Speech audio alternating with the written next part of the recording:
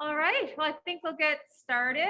And thank you everyone for coming again. We have again a little bit of a different room set up, but you never really want someone right in the seat next to you anyway, right? Get a little bit more elbow room, a little bit more spread out. The mic's not on. That's what I thought.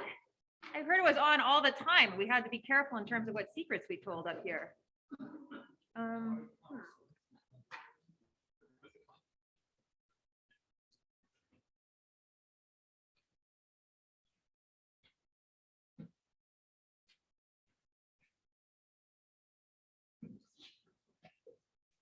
All right, does that work? Is that my, okay, that's on. I will get the tech person to turn this one on, but in the meantime, we'll get started with this one so we keep on time.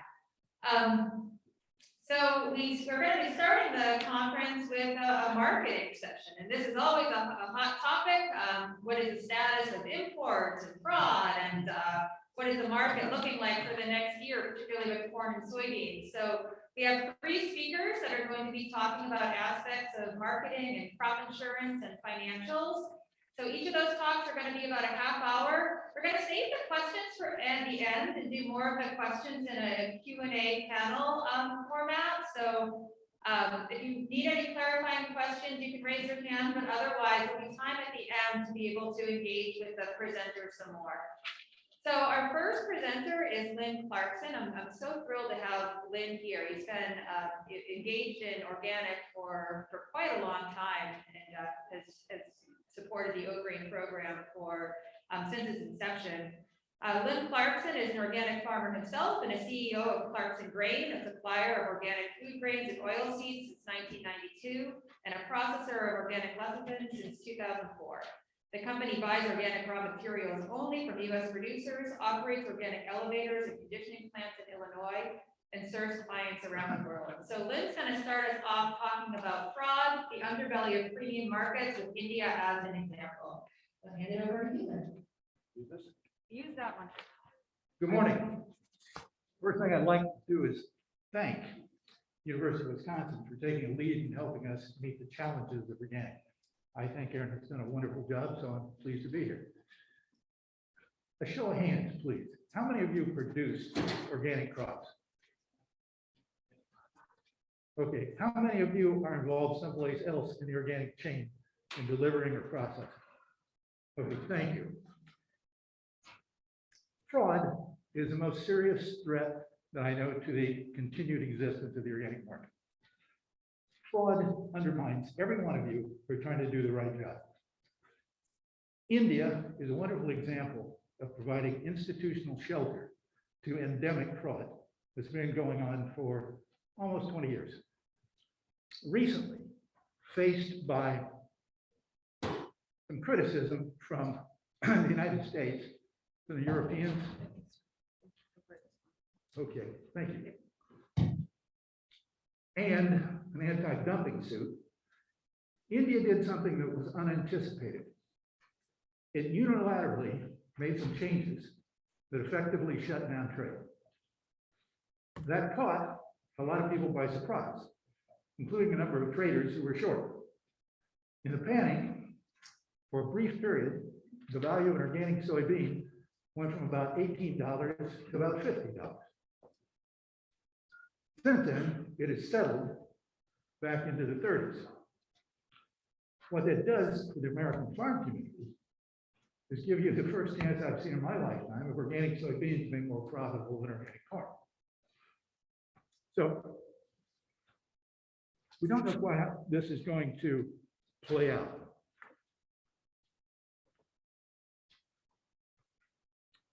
January 11th, last year, the U.S. had sent a national organic program team to India. It came back thoroughly impressed, negative. And on January 11th, it announced it was ending a special relationship that the U.S. had with India. India could certify to U.S. standards, pretty much as India interpreted those standards. About the same time, Europeans were testing spices, teas, anything coming in from India. They were finding chronic ethylene oxide.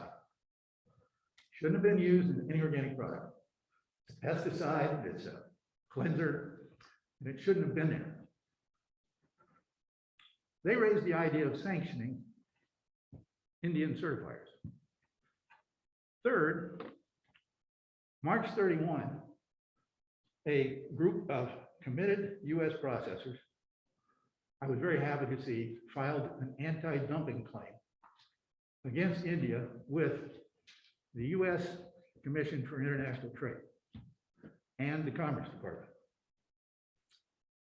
It didn't take very long before it became clear that the Indians were going to lose on this challenge. Now, why the surprise move by India?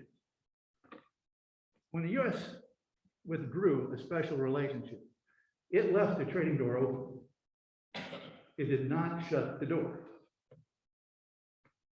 The European Union didn't even come close to shutting the door. They just talked about some sanctions. The soy meal crushers took a look at the decisions that seemed to be in the channel with the International Trade Commission and took a look at the penalties, countervailing duties. Those duties start out at about 25% of the value you brought into the country and can top out around 266%. If you sent a lot of things in and you got nailed, that could be bankruptcy for many companies. So the Indian companies involved in dumping organic soybean meal in the United States pulled back almost instantly. Now, to everyone's surprise, the Indians made a couple deft moves which effectively shut down trade. Not completely, but almost. So the question is, why did they do that? And I don't know that anybody understands. If we want to be charitable, we would say the Indians wanted to improve their certifications. Maybe they just wanted a bargaining tool because the Indians had become so dominant in the soy sector in the United States. They were shipping in more soybeans than are produced in the United States. And they were overwhelming everything with soybean meal. And the third reason, is a more common human reason, maybe they just wanted to spite everybody. I really don't know. So what was going on behind this system? Fraud on a regular basis. History of this. In 2006, a US president visited India. And relationships between India and the United States have often been a little rocky. So apparently, the US president wanted to do something graceful for the relationship with the Indians, and without any request from the organic community, no one lobbying for it, he gave a gift to the Indians and said, we will allow you to certify your certifiers, to accredit your certifiers to US standards. They do not need to report to the USDA and the NOP. Why did he do that? It shouldn't have been done, but it was done as a gesture. And I suspect some presidential advisor thought it was a free gift, no problems. Well, there were a lot of problems that came from that. In 2010, I was in India looking around to see what I thought might be going on. And the first place I stopped was the office of the gentleman in charge of organic agriculture for India. So he sat me down in front of his desk and said, what can I do to help you? I said, well, I'd like to know how many acres of organic soybeans India had last year and how many you'll have next year. He says, oh, would you like some tea? Sure. I'd like some tea. So then he said, well, last year we had 30,000 acres, and this year we have 1 million acres. And next year we're thinking we'll have 3 million acres. He said, how can you do that? How can you go from 30,000 to 1 million to 3 million? You just suddenly get a religion and decide you're organic? I mean, what's going on? He said, oh, there are things you do not understand. I said, absolutely. All sorts of things I don't understand. And he said, well, you've heard of the Green Revolution? Yes, sir. He said, you know how dependent it was on synthetic nitrogen, synthetic pesticides? Yes, sir. He said, well, you probably don't know that when that started in the 60s and 70s, the Indian government, to push the program, decided to subsidize those inputs. We were paying 80% of the cost of fertilizer and pesticides. So in the 60s and 70s, that didn't cost a lot. But in 2010, this is a bundle. And the government wants to get out from under that. So we are very interested in finding more organic agents. So we don't have to subsidize the fertilizer and the pesticide. Okay.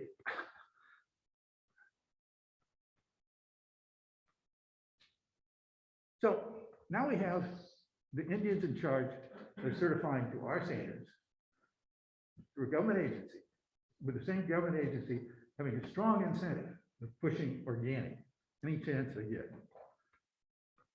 What I see when I was looking around India, pretty much the same thing you'd see. I see hundreds of millions of farms. I see the average farm size about 5 acres. I see a lot of illiteracy. And in the organic rules, I see complexity. How in the world do I explain the details of an organic rule to an illiterate farmer? Secondly, with 5 acres, how do I provide buffers? This is a country that really uses synthetic chemicals all the time. So it's ubiquitous. How am I going to keep my 5 acres clean? When I poked around to find what was being paid to organic farmers, I found that they were getting roughly a 10% premium over conventional. The US farmer at the same time, whether you call it value or premium, was getting 100% more. So there was a huge piece of the pie left for other people to play in the slices. Grain was stored in burlap bags. They came off the farm with no indication of whether it was organic or conventional. To go to the back of small trucks, to consolidate into bigger units, to go to traders, to go elsewhere with no really good indication as what was what.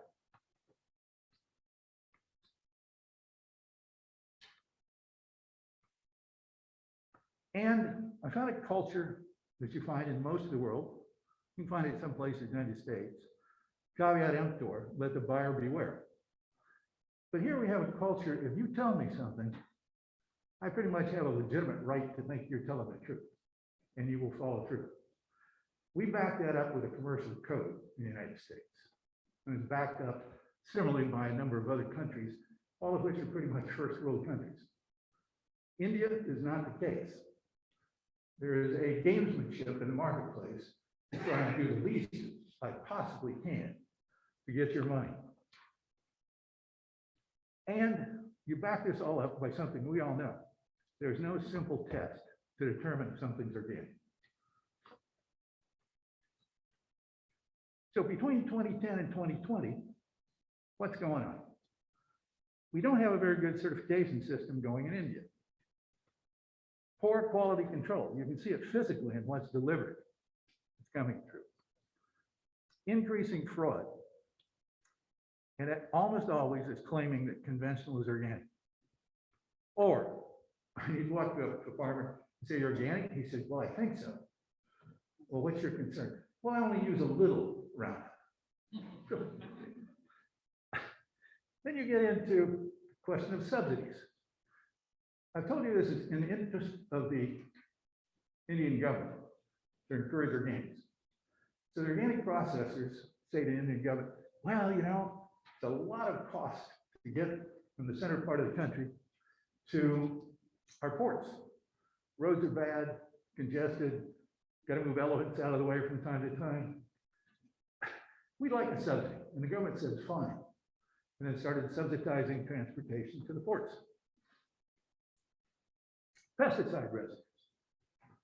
All right, one of the few tests you can use to determine whether something's really organic or not, is pesticide residue, at a small fraction of what is allowed in the United States for conventional. My company is one of the few that actually does that testing, or pay to have other people do it. Most people don't do it, it's not convenient, and it's expensive. But we provide an ingredient that goes into a sacred product, baby food. Baby food that goes into China, Europe, Switzerland. And the Swiss, for organic, have a standard that beats the US standard. 0. No indication whatsoever on a test of pesticides. Okay, as the flood of organic soybeans from India started increasing, what happened to the US processors? To stay in business, they started doing toll work for folks bringing in Indian soybeans. As that happened, the presence of pesticides started going up. We started having product rejected going into Switzerland for pesticides. When we looked for the pesticides, almost none of them were used in the United States. They were all used in India. Some were illegal in India and being used there, and some are illegal everywhere in the world and are used there. It got to the point we could not find what we regarded as clean oil in the United States. So we had to shift our buying of an ingredient to somebody who had a closed loop system based in Europe. Since then, we have never had a problem with pesticides in oil. But we still do in the United States, and we prefer to buy here. We just can't find clean product. Dumping.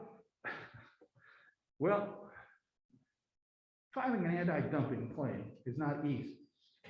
And 8 processors got together and did good work, I think. And they had a lot of research behind them, and they were being materially damaged, as in you could project when they would be going out of business. They went back on the pricing, and I think they proved their point. And the International Trade Commission has sort of indicated that their decision will be favorable to the US position. Sometime in the next couple of months, they should be making their decision. And sometime in the May period, they should be applying countervailing duties. The countervailing duties will be really critical to see what happens.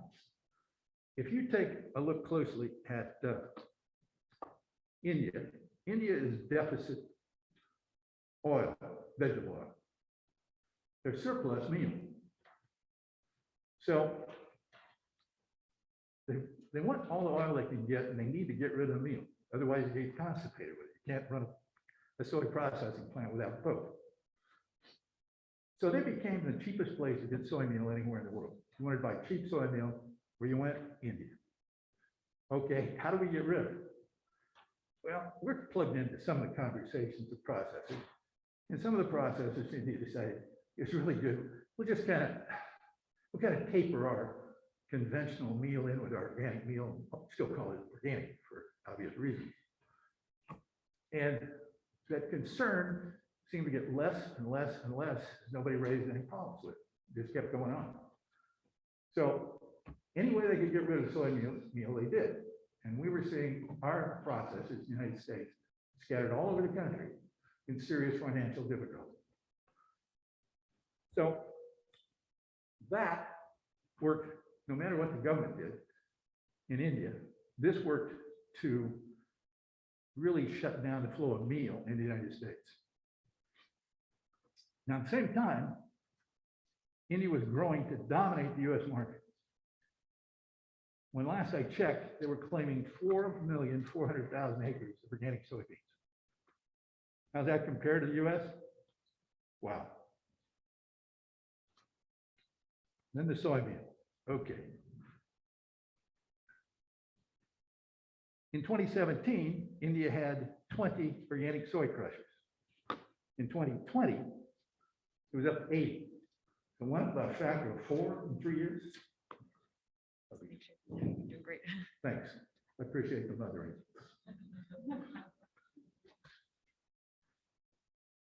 So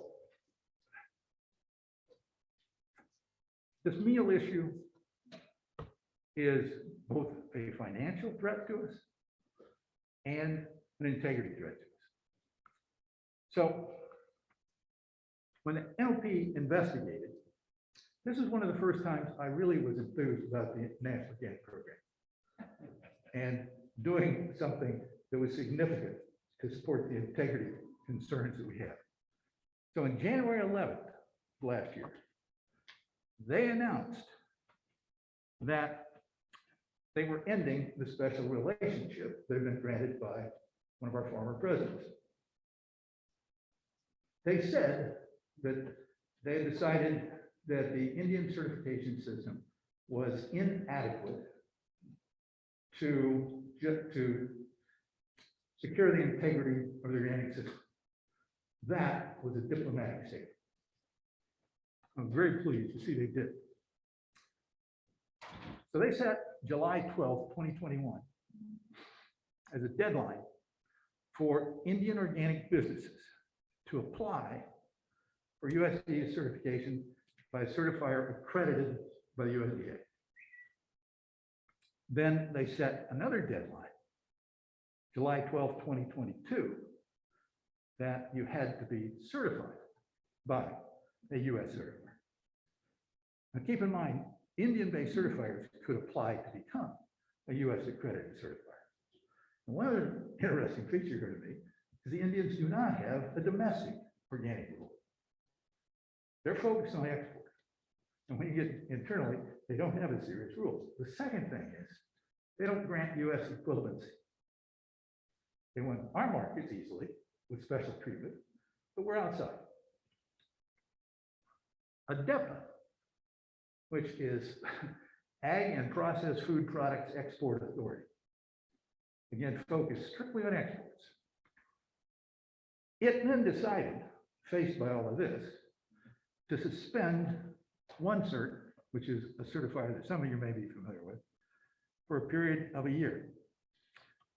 OneCert has been picked out by the Europeans because probably the most significant number of ethylene oxide contamination were from companies that have been certified by OneCert.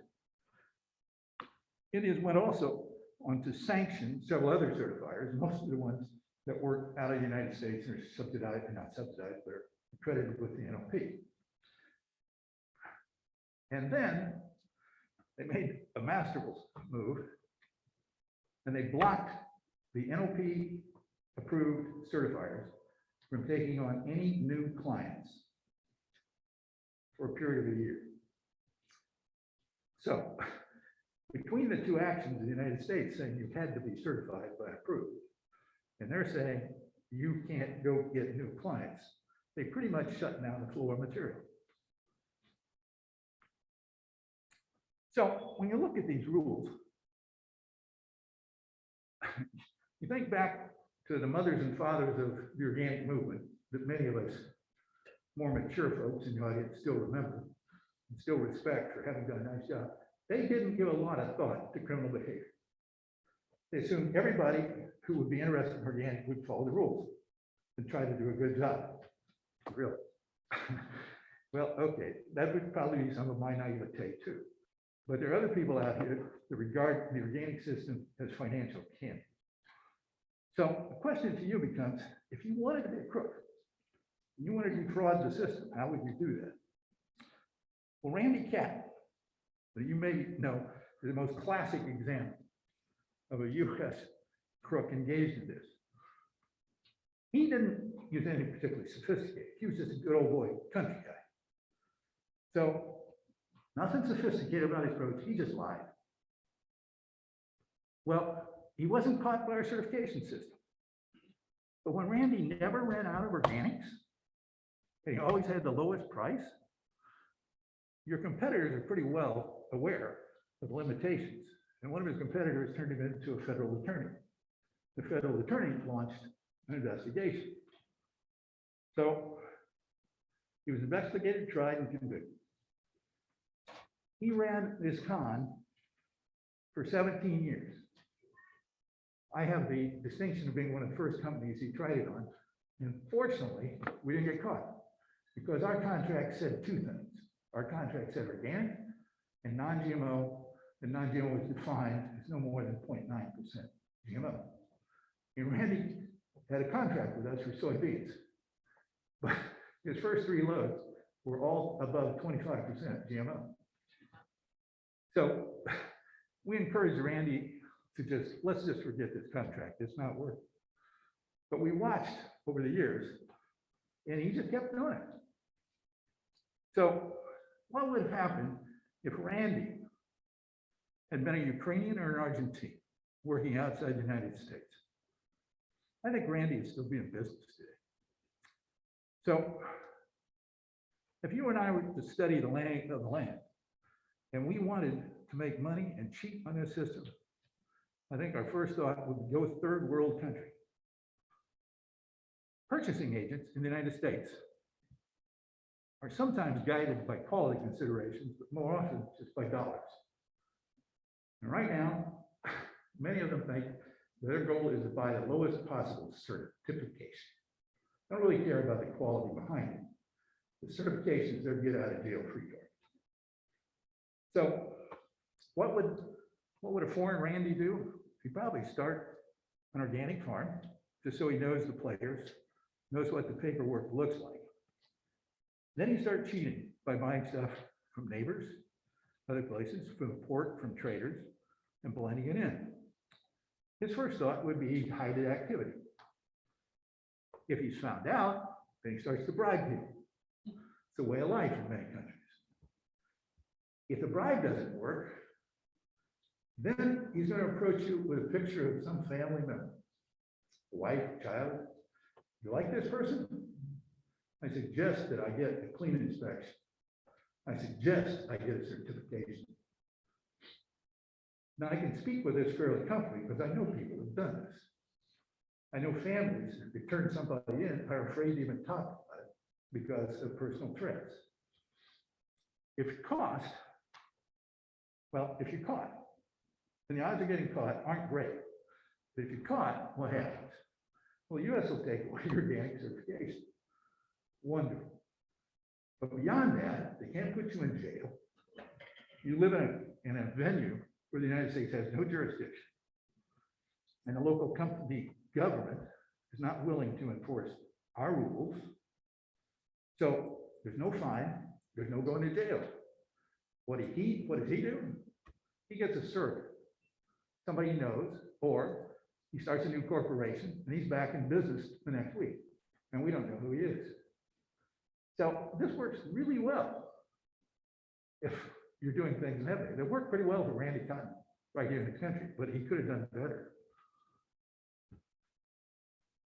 So what are the things that we might do to improve this system? Well, you can't have a trade without a buyer and a seller. And the buyers here are American buyers often. When we set this up, with a small trade going on, we wanted to make it easy for buyers to buy without worry. So we gave them this get out of jail free card. Get a certificate? Fine. Well, take a look at FSMA, Food Safety Modernization Act. That's probably recently it got changed. It became FSMA. Was the first change in about 60 years to our food security system. And the theory here is if you want to use our markets, if you want the benefit of participating in our markets, then you should meet our standards for hygiene, for the way things are done in your processing plant, your production fields. And I think that's a perfectly reasonable criteria. Okay, what happens to people like my company or yours if you want to buy and set up a system from overseas?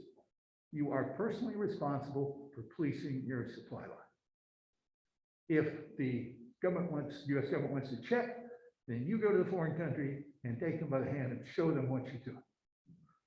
Okay, if we did that with respect to organic and said, look, you, Mr. Buyer, are responsible for policing your own chain. What will we do? Right now, you don't care who your certifier is. If you're a buyer, you want the easiest certifier you can find in the world.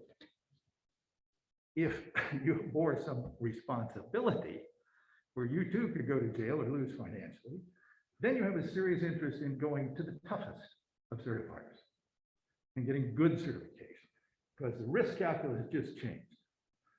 So that also would enhance your buying from first world countries. That would make it safer for buyers to buy from the United States or Britain or Australia or New Zealand or Canada than buying from Argentina, Brazil, Ukraine, Turkey. So coupled with that, we should make it clear that the USDA and the NLP have the right to impound for investigation shipments arriving in the United States that have any reasonable questions as to their integrity. If the investigation shows the product isn't organic, then let the USDA remove it from the chain of commerce. Now there's a penalty that hasn't been used. I don't know any organic product that's been pulled off the grocery store shelf. But many of you remember the 700,000 bushel cargo ship that arrived in Stockton, California a few years ago. It started its shipment out in the Black Sea area as conventional material that was sold to Archer Daniels. Archer Daniels knew it was conventional, but the ship was sold 2 or 3 times crossing the ocean. And suddenly, someplace, it became organic. Well, what happened? There were a bunch of people who knew that this was a con going on, and we're talking about it. What happened? The ship unloads, and that material, which is fraudulent, goes right into organic chickens and turkeys that were sold to consumers as organic poultry in California. We need to stop things like that. Other tools already in the works, breaking the financial links between certifiers and the people they certify. Somebody else pays them, we all pay a standard fee. Improved use of mass balance, which I think more and more people are doing. More inspections should be unannounced rather than give you a month warning to get ready, so I'm going to come visit you. Welcome satellite sensor technology. There's more coming around almost every year. And this whole thing is certifying without a test is really challenging on the best of days. So I don't want to be overly critical of the NLP or the USDA here. They were asked during early years to do a lot of things without resources. And the resources have improved, and I think they're doing a better job. I don't want to say they're bad people. They've been trying hard with a difficult task. So I'd like to thank all of you here who are trying to do a good job of supporting integrity. This is me and my affiliations.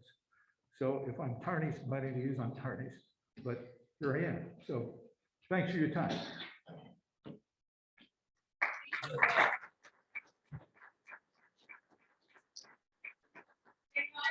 My reporters to explain what's happening in India, and I have never heard a clearer summary of the dynamics that are happening there. So our next speaker, and again, we're holding questions till the end, is Ryan Koory. And Lynn, I think, gave a great setup for Ryan, who is going to be now talking about how the markets are impacted in part because of these really profound dynamics in India with that supply that Lynn just described. So you can use this. I know these masks are frustrating. We have to wear them too when we're lecturing to students. So UW has a really, even though we're up here far from you guys, that with speakers have to wear masks. So you might have to hold the mic a little bit closer. You can use this one or this one. I can leave you this one if this is easier. Let's see what happens. All right. So I will introduce Ryan. Ryan's been a speaker at the OGRAIN conference before. Ryan Koory has more than a decade's experience analyzing and reporting on agricultural markets with an extensive background in economic metric, that's a fancy word, economic metric modeling, policy research, and long-term scenario forecasting. Before focusing on organic and non-GMO crops, he developed market forecasts for global livestock, dairy, and biofuel markets. Ryan has a BS in economics from Missouri State University and studied for his master's degree in agricultural economics at the University of Missouri, Columbia. So thank you, Ryan. You should just be able to use this. Okay. Thank you. So, hello and good day, everybody. Today I'm going to be talking to you about dethroning king corn. And what does that mean? Whenever we think about the past several years within the organic landscape, it's a pretty well known reality that organic corn has been the profit driver for most organic rotations. Well, if we look at some of these fundamental factors we see going on within the organic market, including the trade situation we see with soybeans, as well as some acreage implications on organic corn, we appear to be on the cusp of entering a period where a lot of that could be changed. Like a little flip right there. More like that? All right. Am I going forward? Oh, I am. So, thinking about the history of organic corn over the past 5 years and its relationship to imports. If we look at the time period, basically looking through the 2016 to 2018 market years, we had a period where we had steadily increasing prices. So what we have here is a graph of prices stacked over a graph of changes in imports. If we look at what happened over the 17-18 market year, you can see that we had some pretty steady price gains correlated to a pretty steep cut in imports. We had a pretty substantial drop in imports. Part of the picture of what created that price increase and that price level. Once we hit the 18-19 market year, prices were relatively stable, but we had a trend of increasing imports. If you guys think back to the spring of 2019, you guys all recall how horrible planting conditions were and growing conditions were that year. There was a serious concern that we were going to have a very short organic corn crop. And as a result, we saw a pretty substantial increase in import activity. Well, in reality, once we got around to harvest, things were not nearly as bad as we anticipated. We only had about a 1% reduction in organic corn production. As a result, over that 1920 marketing year, we were stuck in a very long position on organic corn supplies in the US. And with that long position, we had some substantial price pressure pushing down on organic corn. Well, with that bearish pressure, what did we get? Another period of reduced imports. With those reduced imports, we've tightened up the market, we pulled ourselves out of this long position, and now we've got supported corn prices. What's important to take note about this is if you look at the relationship we've seen between imports and prices, over the past 5 years, imports have been a mechanism to either add price support or they've created bearish prices for corn. Whenever we've had prices that get a little bit soft, we've seen a reduction in imports of the price support. Whenever prices get firm, imports tend to pick back up. Why this matters is if you look at where we are this year in terms of organic corn production, we're estimating, what do I have up there? About 50 million bushels of organic corn that we harvested this year. It's about a 9% increase from where we were last year. So we're starting this marketing year with a pretty strong domestic supply position. Now, thinking about that domestic supply position, if we look again, taking the historic perspective of what we've had in U.S. organic, looking over the past 6 years, we've grown acres at somewhere around 3.5% annually. Yields have grown at about 1%. Nothing heroic. And if you think about where corn could be over the next 5 years, it's really not unreasonable to assume, yeah, that's probably a reasonable pace of growth to maintain, somewhere around 4.5% annually. Well, if we do continue on this growth trend that we've seen over the past several years, that puts us at about 59 million bushels within about the next 4 years. Why does 59 million bushels matter? So, looking again at those long-term trends we've seen within organic corn, on average, over the past 5 years, U.S. supply has been about 58 million bushels. If you look at what's gone on with production with imports, as we steadily increase production, we've had a continual decline in imports. A couple of periods there, if you look at that 16-17 marketing year, remember that first graph? Over the following marketing year, we cut imports pretty substantially and had prices continue to gain. The next time we cracked that 58 million was over 18-19, when we expected crops to be a little bit shorter. They failed to meet expectations or exceeded expectations, I guess, depending on how you want to state it. As a result, we wound up in a very long position. We cut imports again. If we look at where we are this year, at about 49.5 million bushels, that means we only have a room about 10 million bushels of imports before we go over that 58 million bushel cap. If we think about the growth trend that we just talked about, 4.5% growth annually, right? That puts us about 4 harvests away from 59 million bushels. That's the first time, as a country, we hit domestic self-sufficiency in organic corn. We are no longer reliant on imports, which is a good thing in many ways. However, Thinking again back to that first graph, if you think about the relationship between imports and price and U.S. supply, once we hit that, we no longer have trimming imports as a mechanism to tighten up the market and support prices. Once you hit that threshold, you are now in a perpetually long supply situation for organic corn. Okay, what can we do to address this situation? How do we continue to push that barrier so that we're not perpetually long? Let's think about the primary form of demand when you think about organic corn in the U.S., which is livestock. Livestock consumes somewhere around 75% of all the organic corn we grow in the U.S. So if you look at that perspective, there's a couple of things that we've had occur over the past several years. You know, the number that I like to use when I'm talking about livestock demand is what we call a grain consuming animal unit. And it's a really wonky term. And the only thing you really need to know about it is it's a way that you can apples to apples compare chickens to cows, right? It's a way of equating how many chickens you have and how much feed demand they need versus how many dairy cows versus how many hogs. So you can put them all in one big basket and say, how much grain do you need?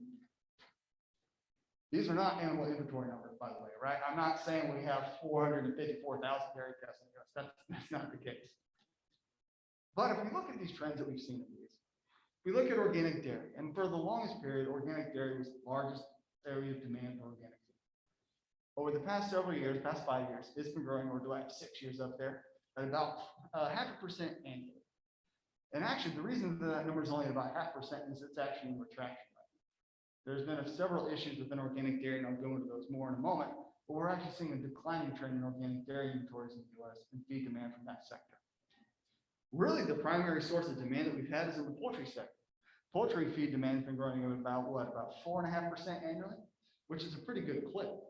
All in all, that puts us at total grain demand at about 3.1% annually for growth in grain demand. And this is total grain demand, whether it's sorghum, whether it's silage, whether it's grain corn, whatever it is. Thinking about how much of that has been translated back into corn, it's been about an annual growth rate of about 4.2% annually. So pretty good for the past 6 years. But compare that to that growth number in terms of acres or production revenue, at 4.5%. In the US, we have been successfully expanding production faster than we've been expanding demand. And that's why we're seeing that import gap close. And in many ways, that's a good thing. However, if we think about the nature of organic corn in the United States as we go forward, once we overthrow that threshold and once we become domestically self-sufficient, it creates brand new market constraints and brand new market paradigms. So what are the opportunities maybe to grow those things faster? Again, looking at organic dairy. One of the problems that we see in the organic dairy sector is heavily reliant on organic fluid milk sales. You know, if we think about this past year that we had, these are the numbers the Organic Trade Association puts out. Every year they come up with estimates for what organic sales look like. If you look at 2020, essentially looking at the height of the initial wave of the pandemic, we had dairy sales, they skyrocketed. They were up 10% year over year. Most of that growth was around fluid milk sales. What do I have up there? Somewhere around 70%, 60% of that was due to organic fluid milk sales growth. I was gonna talk really loud. Yeah. Perfect. Yeah, just you have to I gotta talk eat really my loud. phone. So somewhere around 60% of the sales was due to fluid milk sales. And that was due to the fact that we had more consumers in grocery stores where fluid milk sales were strong. But here's the fundamental problem with that in the organic dairy sector. The same consumer that's going to go buy organic dairy milk is going to also buy organic non-dairy milk or non-dairy milk in general. It's the same challenge as seen in the conventional sector. Fluid milk consumption in the U.S. continues to decline. And because the organic sector has hit a plateau in which we're having issues expanding that consumer footprint, we've started to see a retraction in the organic dairy sector. Without some kind of expansion to other products, whether they be protein concentrates or things of that nature, there aren't a lot of opportunities to expand consumer demand in the organic dairy sector. And as a result, we're seeing taper off. If we think about dairy as a potential engine for demand growth in the organic sector, given the consumer trends that we're seeing, the issues that we see in terms of growing that section, you're most likely to see growth in that area as a result of lower prices, not necessarily catalysts for high prices. Now, this is my one slide on organic soybeans for this talk. And if you guys want to talk more about soybeans, I'm absolutely open to it. But Really, the situation that I want to highlight with soybeans, and this is something that we all know too well at this point, is things have drastically changed in the soybean market over the past year. If we look at the past 5 years, organic soybean prices were as flat as a dime. They were $18 to $20 a bushel all day long. What we had over that period, and again, this is something that Lynn just talked about, is a rapid escalation in imports, and not just imports, but imports from India. What's really fascinating is if we look at this past marketing year, the 2021, we actually had record levels of organic soy supply in the U.S. We had record levels of organic soybean meal imports, particularly from India. It's not actually true that we were short on supply last year for soy. Soybeans, yes, we were at a deficit for soybeans in the U.S., but not total soy if you take the meal perspective. What occurred was there was actually a rapid purchasing of organic soybean meal that is sitting in storage. It's not moving around. People are holding on to it because they anticipated a higher price situation. You know, that whole period last year when we started to see soybean prices escalate somewhere around $35, $40 a bushel in the U.S. We had soybean meal hitting $1,200 to $1,300 a short ton. Imports from India were still coming in at sub 800. But the big takeaway from here is if we look at this price paradigm right now, India has pretty well been knocked out of the market, at least for the next couple of years. That's a huge hole. In a year in which we actually weren't fundamentally tight, we were actually at record levels of soy. We saw the highest soybean prices we've probably seen in 15 years. This is going to be the first year that we actually do start to see those things tighten up, and they're going to tighten up for the next several years. This $35, $40 soybean paradigm probably isn't going anywhere for the next several years. And if that's the case, what does that do to the landscape of organic agriculture? What does that do to your profitability as a farmer? What does that do to your profitability as somebody who grows organic livestock? Particularly if you're an organic poultry producer. Now, my slides are going to date themselves a little bit here. I made these back in November when things were different. It's crazy how quick things have changed. Back then, I thought $1,400 soybean meal was going to be pretty high. Now we're sitting somewhere between 15 and 16. But let's think about what this does to your profitability as an organic livestock producer. So using some real rough estimates in terms of feed rations, right? And this is a framework anybody can take. You can plug in your own numbers, your own values, and think what, change what it looks like and come up with your own comparisons. But just as a way to compare, if we're stuck with $1,200 soybean meal, and the 5-year organic corn price, right? The 5-year average. That puts you at feed costs that are up about 31 to 36% higher relative to your 5-year average. If you've got $1,300 soybean, now you're at 38 to 44. If you're at 1,400, you're almost 50% higher in your cost of production. And again, right now we're talking 15 to 16. So even higher. If you are an organic livestock producer working in the poultry sector and you have feed costs that are 50%, 30% higher, what does that do to your bottom line? What does that do to the prices you pass forward to consumers? What does that do to your ability to continue to grow consumer demand and to grow that industry? It's certainly going to stifle it.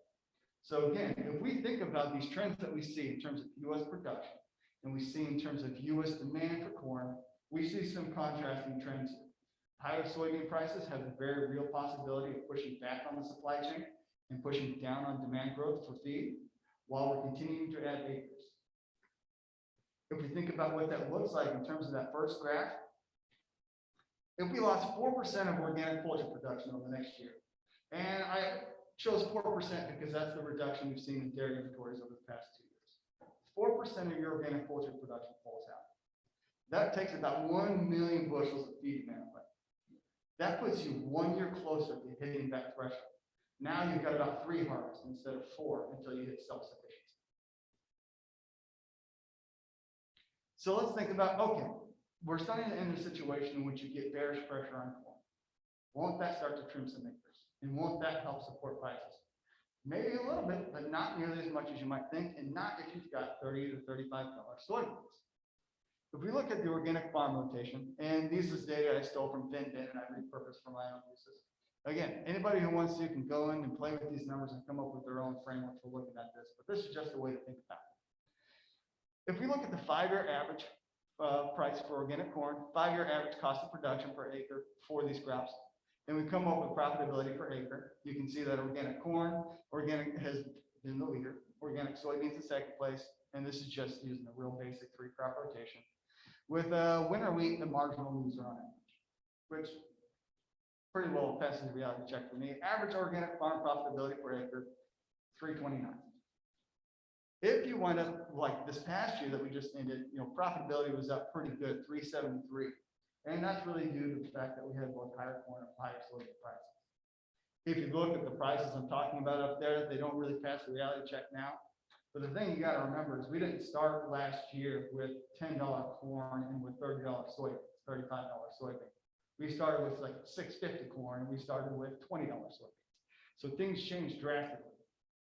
But if we think about how these prices might look and how profitability might look as we go forward, what happens if we start trimming those corn prices? We have $9 corn and $32 per bushel soybeans, right? You're sitting at a pretty whopping, $1,000 farm or per acre farm profitability, which is pretty irrelevant. If you go down to $7 corn, we start to get bearish pressure. Corn's still profitable, not real big, but still profitable. Probably going to keep it in the rotation for the most part. You get down to $6 corn. All right, corn starts to fall in the red. However, as an organic operation, you're still at $254 per acre for farm profitability. And it's not nearly as far in the red as organic winter wheat. The thing you got to think about is if you're going to start trimming corn acres because they're not profitable, what are you putting in your rotation instead? And who are you going to market it to? If we get down to $5, corn is pretty far in the red, but $32 soybeans still keep organic rotations profitable. So the question becomes, how far down does corn have to get pressure before we start to seriously pull it out of the rotation?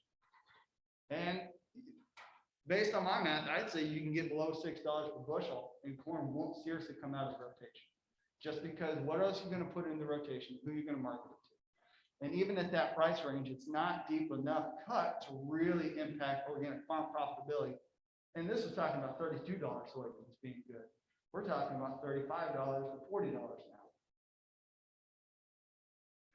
So, wrapping this all up, the big things to take away from here aren't necessarily that this is the reality. The thing I like to impart is, if I were to be talking to you back in September of 2020, and I told you to prepare for $40 soybeans, people would have told me I was nuts. These things change quickly. And with these big changes come substantial changes to the way you have to think about marketing your crop and producing livestock, and just in general, the structure of the organic industry. What happens whenever we get stuck in a net long organic corn supply situation? Because it's coming. It might not be within the next 5 years, it might be 6, but it's coming. And that's a good thing. That's the maturation of the organic industry. We're becoming domestically self-sufficient. But if you are net long, what do? Now you have to start thinking about carryover stocks, something that we've never really bothered ourselves with in the organic industry. How do you market those carryover stocks? How do you develop new demand? What do you sell this new corn to? If you don't find new avenues to consume this corn, then A, you don't grow acres, or B, you have downward pressure on prices. That's just the reality. So who are you going to sell it to? Is export markets, are they even an opportunity? Have we ever really considered exporting organic corn? It seems like an anathema compared to what we thought about the 20 years prior to now, but within the next several years, if things stay on trend, and actually a lot of factors right now suggest that they'll probably move faster than that, that's going to be something we have to consider. There are a lot of fundamental factors that are very likely to change in the organic corn industry over the next 5 years that are going to substantially change organic corn's role in a rotation, its role in farm profitability, and how we manage it as a crop in the U.S. Thank you.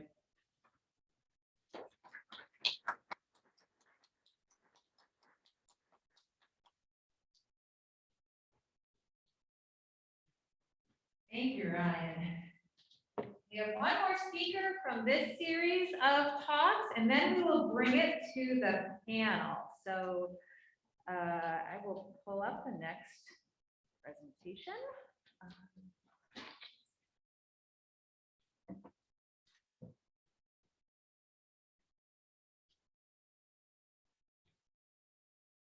This is by Zoom, and I get a little confused.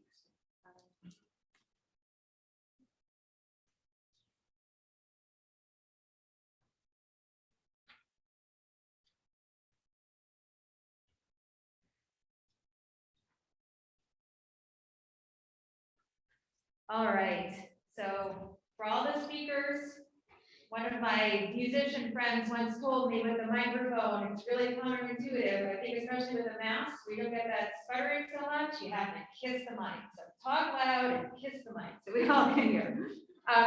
So our next speaker is Megan Vaith from Northbourne Organic Crop Insurance. And she's going to talk about navigating our crop insurance options. So Megan will give her presentation, and then we'll have all the speakers come up and we can ask questions about any of the topics that we've been hearing about this morning, and then we'll take a break. So Megan, you can use the advancer and then just hold the mic close, kiss the mic. I'm gonna test this out quick.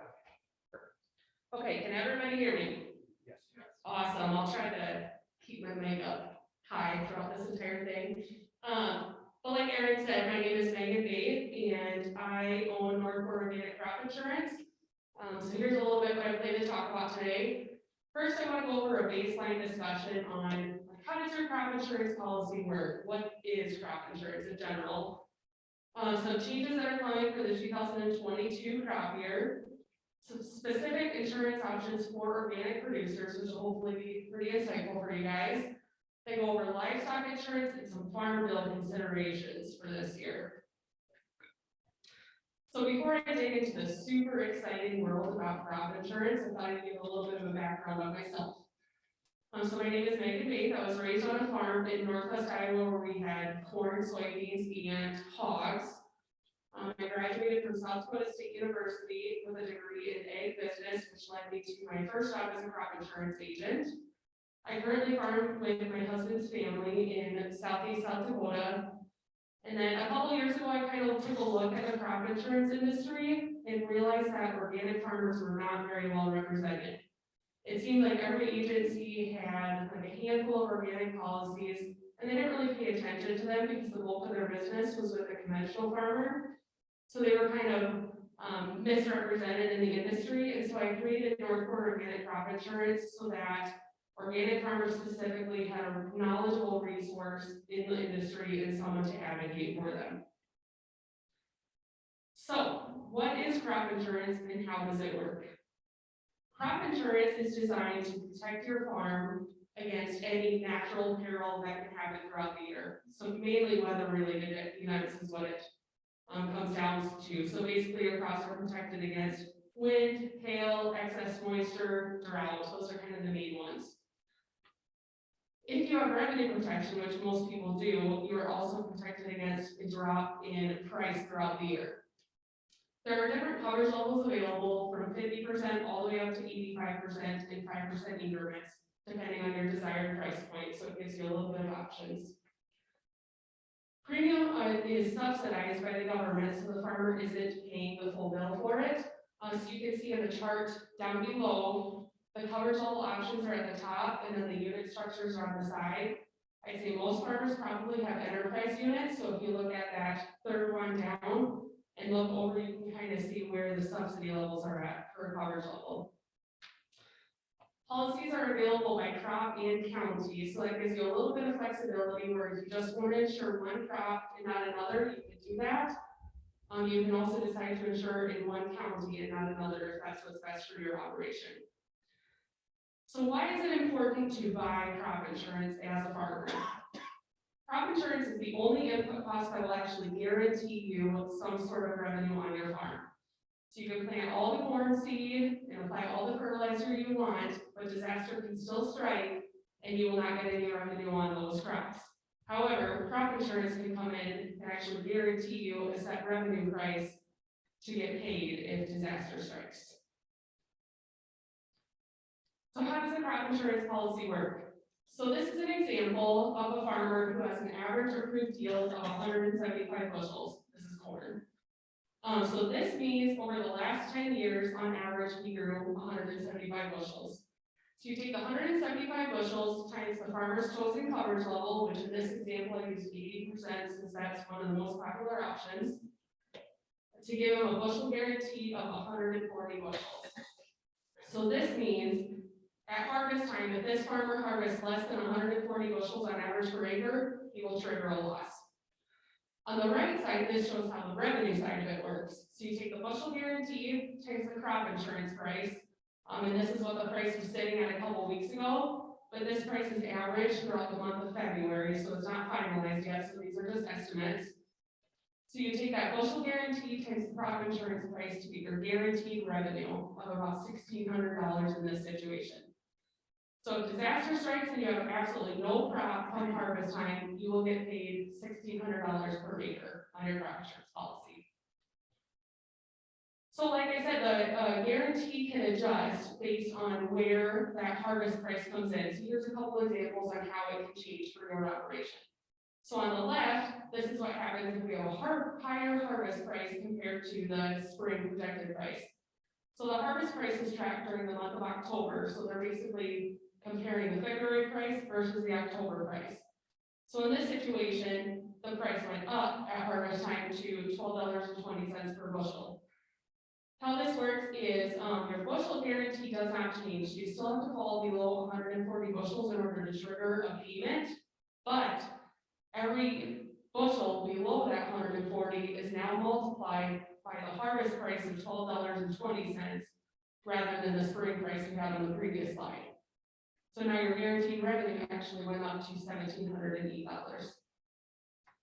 On the right, this shows what happens if we have a lower harvest price, which is fairly typical.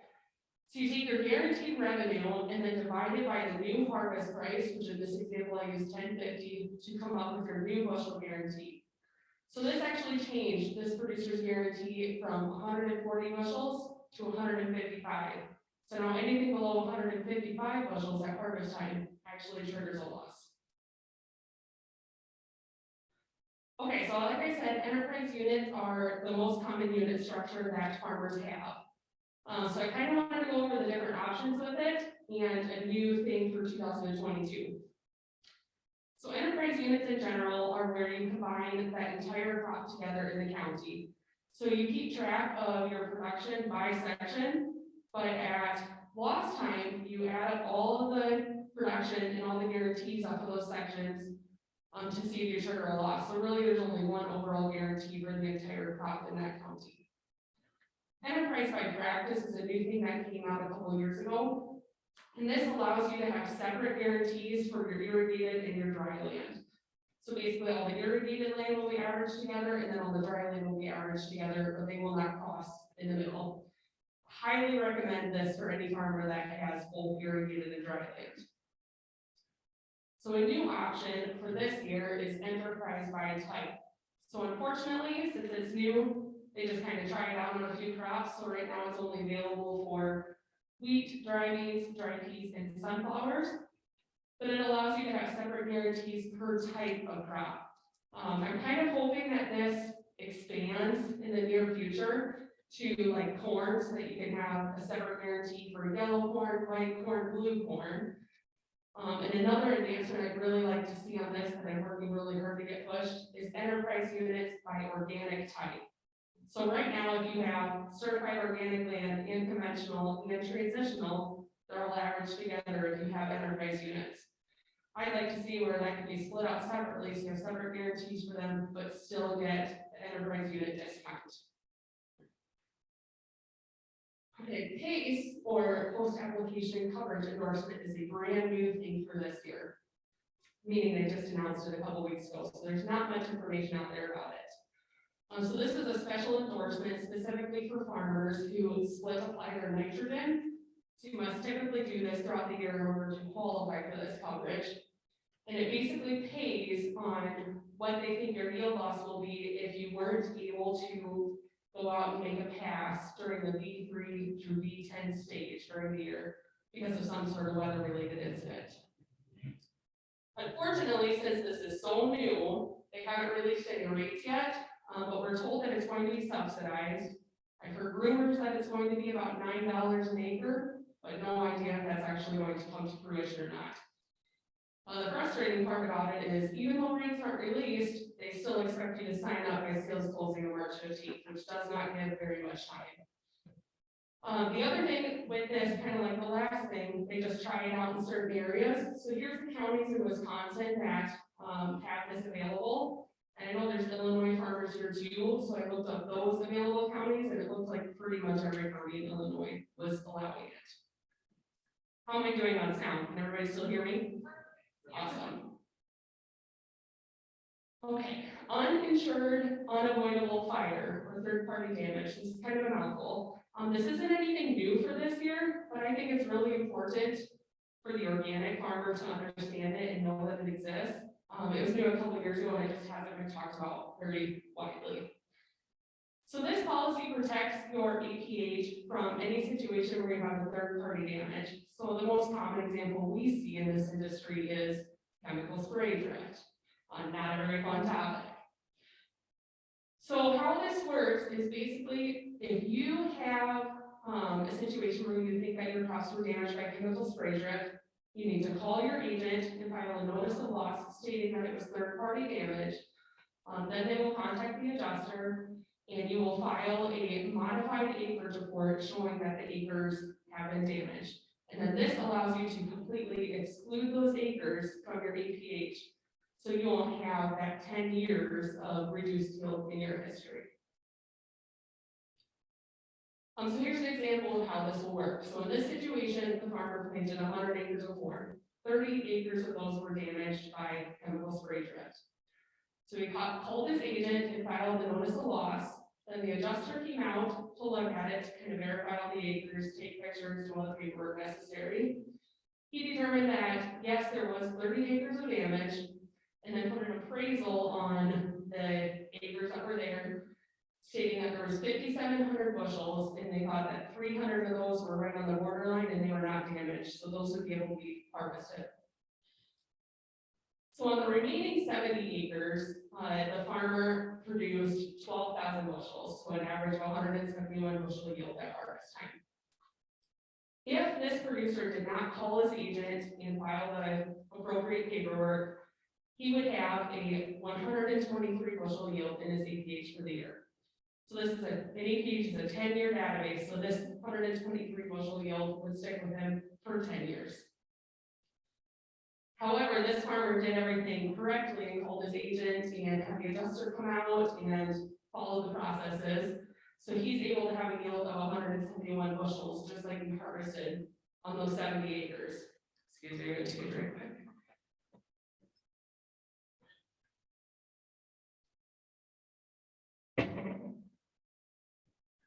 So basically, a lot of organic farmers don't realize that this is built into your policy, but it's not a special, endorsement that you have to pay extra premium for. It's just built into your policy.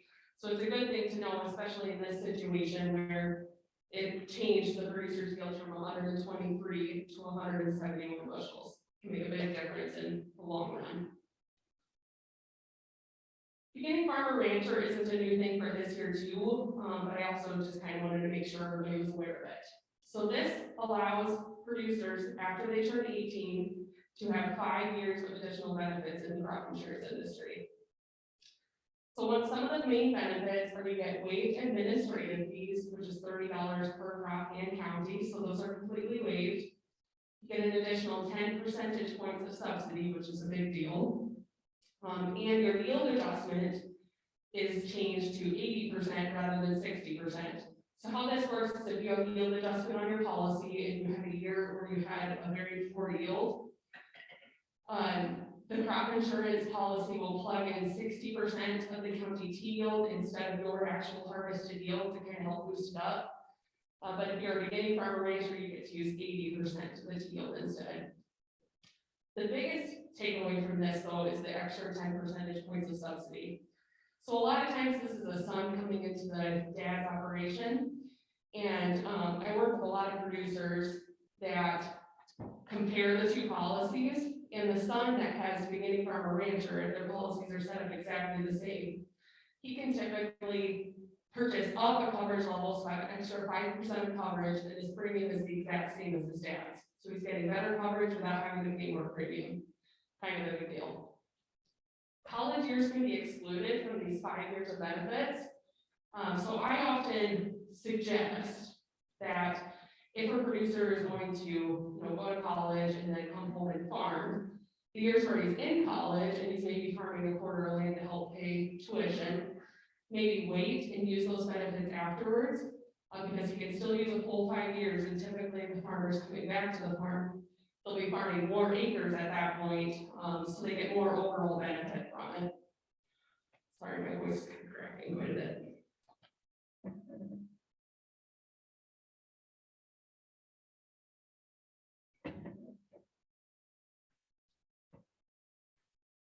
Pasture, range land, and forage is a policy for producers that have hay or grazing land. So how this works is it is an index-driven policy, meaning that it is paid on a deviation average. So this is paid strictly on lack of rainfall. So they look at the rainfall from the NOAA data all the way back to 1948 for each area. So index is 1.0 is what averages. The highest coverage level that you can have is 90%. So any index that falls below 0.9 starts to trigger a payment for you. This policy covers a grid area, so it's not specifically the moisture that's tracked on your land, but it's typically a 17 by 17 mile area. So it's still relative to the area. You have to select at least 2 different 2-month intervals on this policy. So it's kind of structured that they expect you want to ensure May, June, and July, August, basically the months that you'll have your cows out on pasture. However, there's a little bit of flexibility with it where you can insure all the months you want. PRF is my favorite crop insurance policy because it allows for more flexibility than pretty much any other policy. So with this, you can actually insure however many acres you want. Where corn, if you plant corn and it's on your policy, you have to insure it. Here you can just insure one field if you want, or however you want to do it. My other favorite part about it is basically is stress-free. So the farmer does not have to report any yield history if it's hay land or any rainfall data from the year. So it's all tracked through RMA and NOAA data. So if they see after the 2-month time period is up, if the rainfall fell below 90%, they automatically just trigger a payment to the producer. Sales closing for this policy is December 1st, so it's too late to have it insured for 2022, but it might be something to consider for 2023. So here's an example of kind of how this has paid out in the past. So in this example, I spread out the intervals over mostly the whole year rather than just choosing the summer months. So when I do it, I look at how it has paid out the most in the past 10 years for the most recent weather patterns and kind of adjust my policy based on that. So in this example, I kind of have a quote at the top, but I have 10% of the acres in February, March, 10% in April, May, 35% in June, July, 10% in August, September, and 35% in November, December. So for this area, the months that typically pay out the most are June, July, and November, December, which is why I have the majority of the acres in those areas. So that first column, you'll see what the indemnity has been for every year over the last 10 years. And then the premium per acre, which is what the premium will be this year. And then that last column is the profit. So basically just the indemnity minus the premium. So you can see in this example, the farmer has made a positive $84 per acre over the last 10 years. You can also see that this policy will not pay out every single year. But to be honest with you, I have never ran an example where over 10 years, the producer was not in the positive. So I think it's a very attractive policy because it is subsidized and it's just a way to kind of supplement your pasture ground to make sure that you get the moisture you need. I'm sorry, my voice is really cracking.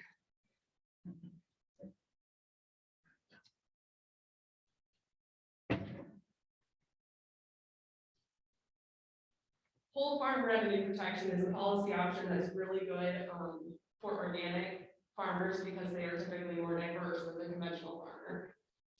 So this is structured a little bit differently than your typical crop insurance policy, where it is not based on bushels. It is solely based on making sure you have guaranteed revenue on your operation. The guarantee is based on what your tax history has been over the last 5 years. So they look at your most previous 5 years of Schedule Fs and look at the allowed revenue on there compared to what your expected revenue is going to be for this coming year. They're going to take a lower of those two numbers and multiply it by your coverage level to get what your guaranteed revenue is. So, because it's all based on tax history, you have to have at least 5 years of farming with that tax ID number. The big positives of this policy is it can cover pretty much any crop other than timber. So it pretty much covers any option that you have out there. So this works very well for diverse farmers because of that. And another option that a lot of farmers use it for is as an umbrella policy to kind of make sure that all the revenue is covered on your operation. So even if you just farm corn and soybeans, you can still purchase this and basically use it as an umbrella to guarantee that you have the revenue that you need. And the big benefit to that is if you have standard revenue protection for the crops insured on this policy, they actually give you quite a bit of a discount. The biggest downfalls to farm revenue protection is there's a lot of paperwork involved. So basically you need to provide the last 5 schedule Fs in order to even get a quote on it. And you'll have like over 100 pages for your application. It's quite a bit of paperwork.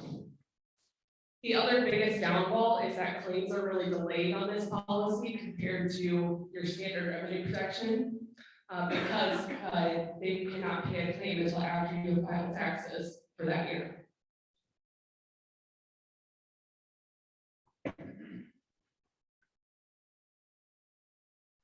So here's an example of what a crop insurance policy looks like for a certified organic farmer versus someone that is in transition or maybe transitioning some of their land.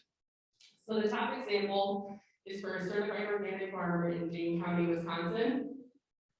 So the T yield for this area is 114 bushels. This is on corn. So the top example is 80%. Can't get my finger to read from there, but that's okay. So there's one of the crop insurance price, and I ran these, I think, on Wednesday. So on Wednesday, the crop insurance prices were sitting at about $11.73 for what their estimate was. So you take that times the trigger yield of 91.2 bushels to get your revenue coverage of just shy of $1,070. Now below that shows an example of what transitional coverage is. As you can see, not great. So I feel like transitional coverage is kind of a double whammy, where they make you use the organic T yield for the county, but you also have to use the conventional price. So because of that, the coverage is only $512, pretty much half of what it is at certified organic. So this makes transitioning more land or just the transition process a little bit more challenging. But one thing they have changed this year is that they are allowing you to use the certified organic guarantee a little bit easier. So typically you used to have to submit your crop insurance or your organic certificate to your crop insurance agent by July 15th to get your land counted as certified organic. They changed that a little bit, so now you just have to be able to prove that you have filed for certification in order to get your land as certified organic for that last year. Contract pricing is probably one of the best crop insurance options for organic producers. So this allows you to insure your crops at your contracted price rather than what the crop insurance price is set at. So they use a factor in order to calculate what they think your organic crop insurance price is going to be. So they track the average price for the month of February on the conventional price on the board. And then they take it by a factor, which over the last 5 years was 2.26 on corn and 1.94 on beans, to come up with what they believe is a realistic organic price. In order to use contract pricing rather than the crop insurance price, you have to have a special option on your policy by sales closing, which is March 15th. And then you also have to supply a copy of that contract to your agent by July 15th. So that it has to be in place by July 15th in order to use it. Unfortunately, the contract prices are capped for how high you can go.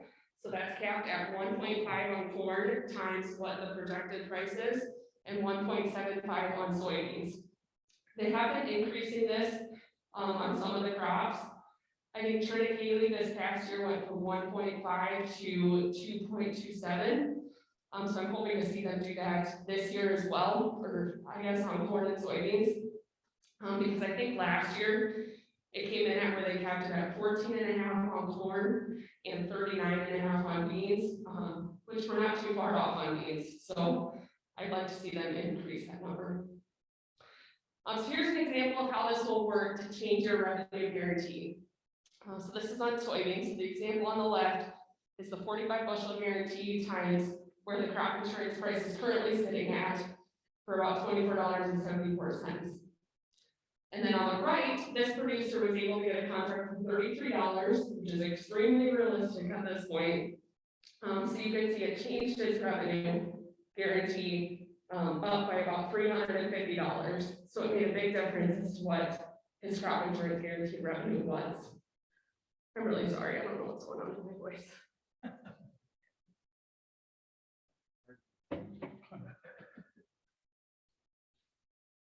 Okay, so I'm not trying to get political, but I think this is good to know about. So if the Build Back Better plan gets approved and implemented, there's actually money allocated to a climate smart agriculture program in there.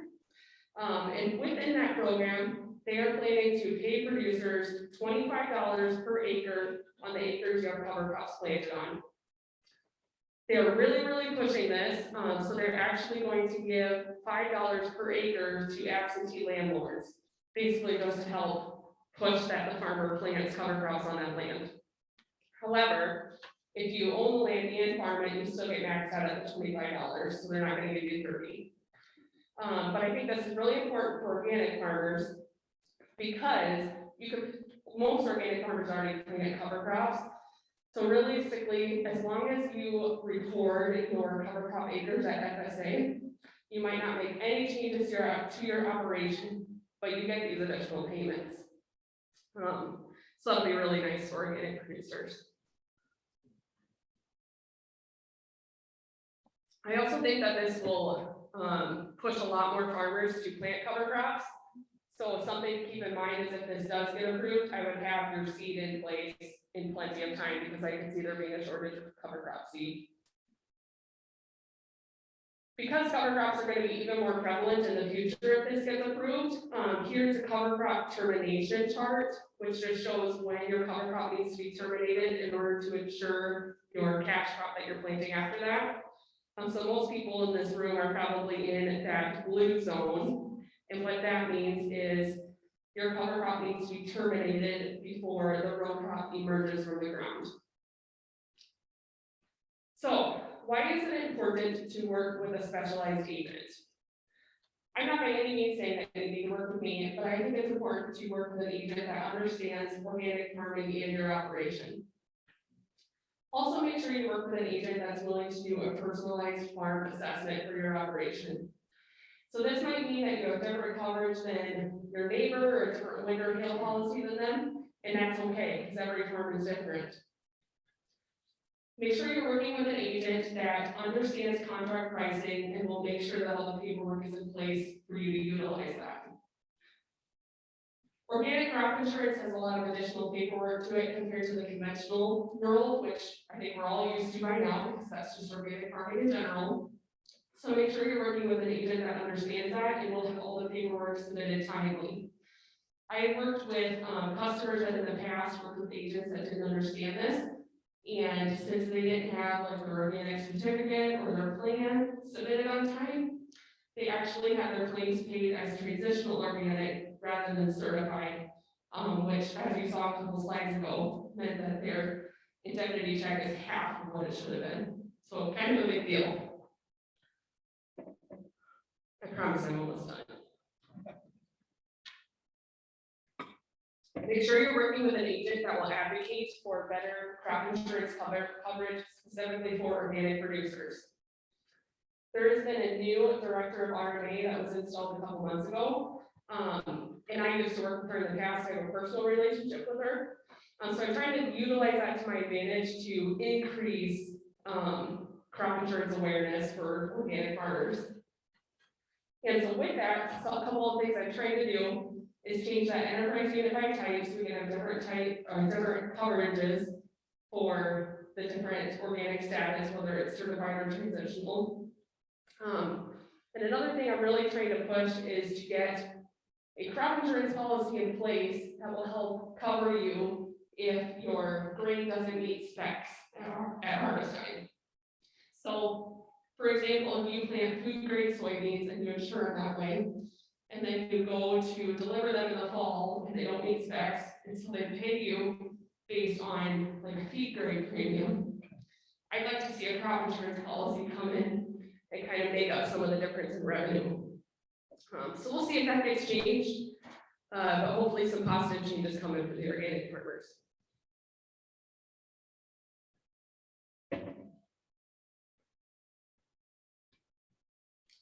Livestock risk protection is a policy that's not new, but it's become very, very popular over the last year. So as you can see, there's a chart in the top right, and that shows how much premium was written over the last 5 years. And you can see 2021 skyrocketed. Because of that, I thought we should maybe talk about it a little bit. So livestock risk protection covers you solely on a decline in price. So this does not cover debt loss, just reducing in price. There's different endorsement periods that you can choose, which is a different time frame for how you want to insure your livestock. So they give you options between 13 and 52 weeks, which is quite a bit of different options. And you're supposed to choose the time frame where, like, if you think you're going to sell your cattle in 13 weeks, you choose 13 weeks. There are limits as to how many heads you can insure. So 6,000 head per time period endorsement and 12,000 head per year. You can purchase multiple endorsements per cattle though, as the year goes on.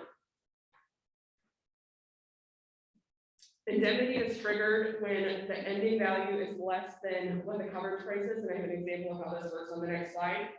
But in the bottom right, you can see the different subsidy factors per coverage level. This went up 20% last year, so this is why it's become so popular, because the premium has become quite a bit cheaper. Also, one of the only crop insurance policies where you can get virtually 100% coverage, so that's kind of nice too. So here's an example for a 13-week time period for feeder cattle in the steers weight 2 category, which means they're between 600 and 900 pounds. So in the middle, there's an expected ending value. It shows $165.25. So that's where they think the value is going to be per hundredweight in 13 weeks, which is on April 26th, is what this is showing. So as you look over, you'll see the coverage price on that top line is $163.97, which is just the expected ending value times the coverage level of 99%. So basically, after this 13-week time period on April 26th, if the price comes in lower than $163.97, you will trigger a payment. The second to last column on the right is the producer premium per hundredweight. So, for example, if these steers you think are going to be 800 pounds, then you'll just take the $3 times 8 to get what your premium will be per head. Okay, farm bill considerations is my last point, so I'll try to struggle through this real quick.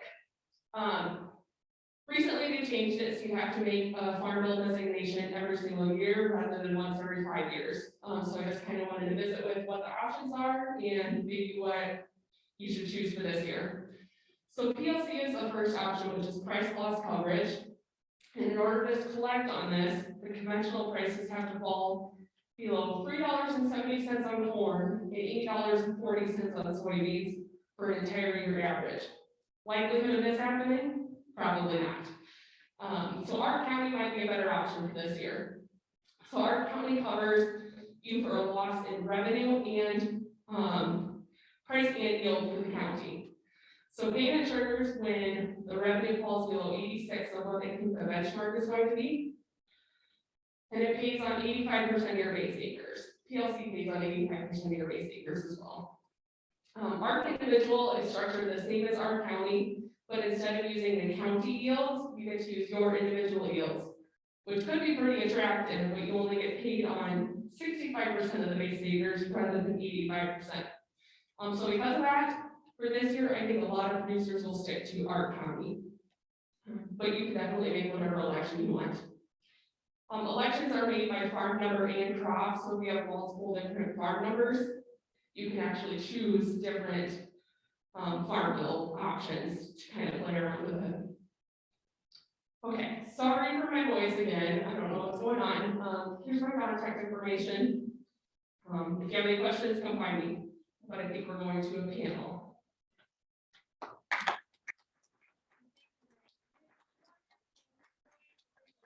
Let's get started from the audience.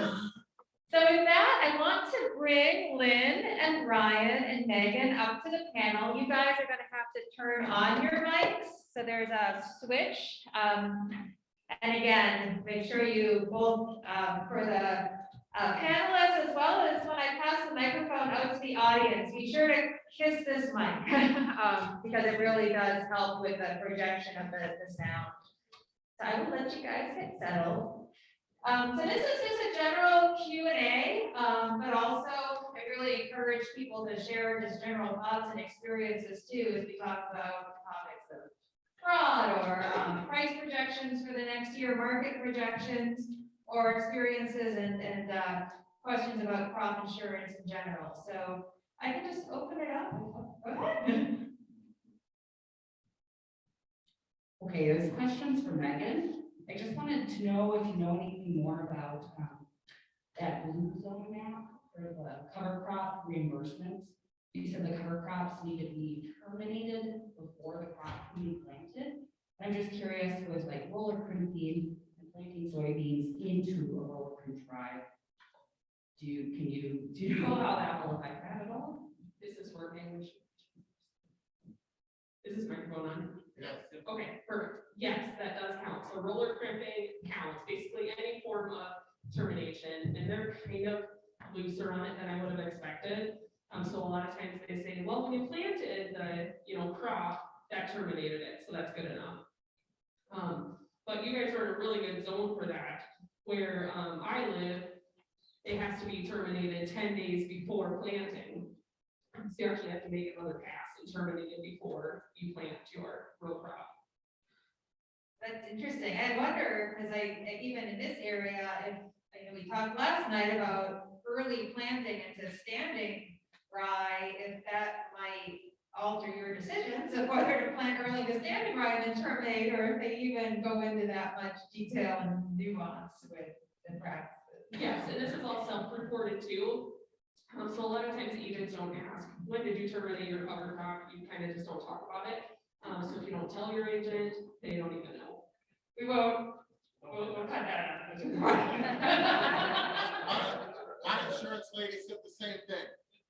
That's just, don't ask, don't tell. They're gonna end up adjusting it later to make it appropriate. Except when you get caught. I'll go hand you the mic, Jeff. I want to make sure people can hear. I attempted to ask about crop insurance, but maybe I'll save it for later. But I'm more interested in the general fraud. And why this is a very philosophical question, but if we repeat the same structure of agriculture that exists now in conventional agriculture, i.e., emphasizing corn and soybeans in the Midwest, then maybe we're just going to end up in the same position, albeit we're all growing organically, and that would be great. But is there a different way that organic can pursue the future, i.e. cooperatives, just not growing so much corn and soybeans? And you say dethrone, well, let's have greater diversity. Let's have actually so that we're not so dependent on two crops to make a living and just repeat the same structure and the same problems with conventional. It just sounds like I'm hearing you guys from the organic world talking as if the non-organic world is going to be replicated in the organic world. And is there a different path forward? If you're suggesting that there's some way of giving this market a difference from every other market, which means supply and demand, I don't know how to do that. I tend to so I can see that organic prices attract lots more land in the United States, the production overwhelms demand. Now, I don't look at market, I don't define it in terms of commodity organic commodity. With another side, The identity preserve side, look, I've seen commodity corn in the last year or so. I've seen corn sell as high as $120 a bushel. And $120 a bushel, biochemically, is probably very little different than the $9, but it carries a story. And the story goes to a chef who wants to sell you a dinner for $150 a plate when you take your favorite girlfriend, your favorite wife, whatever, to his restaurant. And so it's important, but it's not moving in a great point. So you present a puzzle that I don't know the there's, I don't have to solve it, except to try and find which one. Yeah, that very question, I think, is probably strategically one of the most important ones when we think about just the general context of organic chemistry. Because it gets to the heart of what's emerged in the US is we have essentially two different parts of the organic industry that are operating similarly. You have the crop production side, which has things like crop rotation and diversification that are part of the standard. And then you have the livestock side, which essentially just says you have to be organic. There is nothing in that that requires that feed ration to be diversified to match it with organic rotational practice. So, as a livestock producer, particularly a large-scale livestock producer, because they're corporations, and this is what businesses do, they're going to find the most cost-efficient way of achieving their agenda, which is making and selling organic chicken. That's going to be their motivation, and their shackles are just the organic grain. It has nothing to do with matching the rotation. If you were able to restructure the regulations such that you needed to feed a diversified feed ration, something that's more akin to an organic crop rotation, then you could start to internalize some of those things. One of the things that I think about when I think about the current soybean situation, and it's great to be bringing some of those acres back to the United States and have better profitability, absolutely. But if you look at where we are right now in terms of demand and supply for organic soybeans, we need to triple our soybean acres to match what we consume if we want to run into that. That's not feasible. You would swamp all these other markets. I talked about organic corn being on the cusp of being self-sufficient. You triple your soybean acres. How much corn? How much oats are we going to have? How much rye? I mean, you can't just triple one aspect of the industry without having knock-on effects other things. So if you want to balance that growing demand for soybeans with the growing capacity to produce livestock, you need to diversify feed rations away from soybeans. That creates a problem because those are less efficient feed rations for sure, and that's why they're not used. But if you think about the whole purpose behind organics and the organic standard, it's not about efficiency. It's about creating holistic, sustainable systems. So there's a split there in the paradigm of those two industries that's really one of the major catalysts behind the situation. And that was my impression. So it's interesting to hear what you're saying as I've been thinking about this and actually starting to have some discussions. And I'd be interested in talking with the group about how do we as an organic community, either through the National Organic Program or other relationships and potentially research, look at how we can create a system where we put more pressure, particularly on the livestock part of the industry that is buying grain to, as Ryan's saying, to develop this diversified feed rations. I think that is key. And I think some of the research we've seen with the feed quality of hybrid rye or some alternative grains, maybe we can look at how we can overcome some of those quality challenges. But like Ryan's saying, I think a big part of it is these larger organic poultry producers or other livestock aspects that are buying the grain. We need to figure out a way to encourage them to be able to utilize the entire rotation. I don't think things will necessarily change unless we create a stronger market, as you saw from those wheat prices. But I think we do need to put some pressure on the livestock part of the industry that's buying the grain and soybean meal to look at how do we add cereal grains to that or other potential sources of protein. Could I go back to your question? You suggest a question from agriculture standards.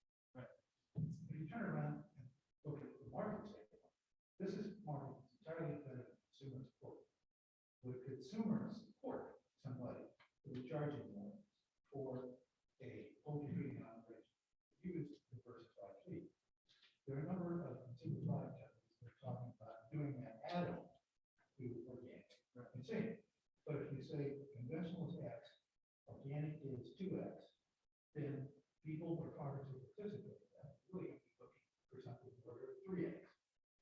Will the consumer support that? That's a question that we don't know the answer. You know, from the discussion of having wheat rations that are more diversified, there are companies, New Country Organics, they non-soy poultry, and they do also do a non-pork. They use corn, they use the sorghum. There's a scratching Texas up in Washington. They do a non-corn, non-soy wheat ration. They use a lot of wheat. They use a lot of, they buy like 14% wheat in their ration. You know, these we used to make poultry that wasn't just corn and soybeans. It wasn't as efficient, but it was done. The systems exist. It's just a matter of, you know, as you said, it's essentially, it's going to be more expensive. And translating those additional costs into consumer understanding and demand for the benefits of additional costs, that's another hurdle. It can be done, but it requires some reform of the rules, and it requires a whole lot of communication and education on the part of consumers. You've got to get them on board too. This question is for Ryan, but I guess you all can respond if you feel like. We've noticed in our area that one, the quickest ways to get conventional farmers interested in organics is when conventional prices are terrible. So like, you know, like many of the last few years. And looking at your projections for organic corn prices the next couple of years, you know, going $6 as we near, you know, domestic equilibrium.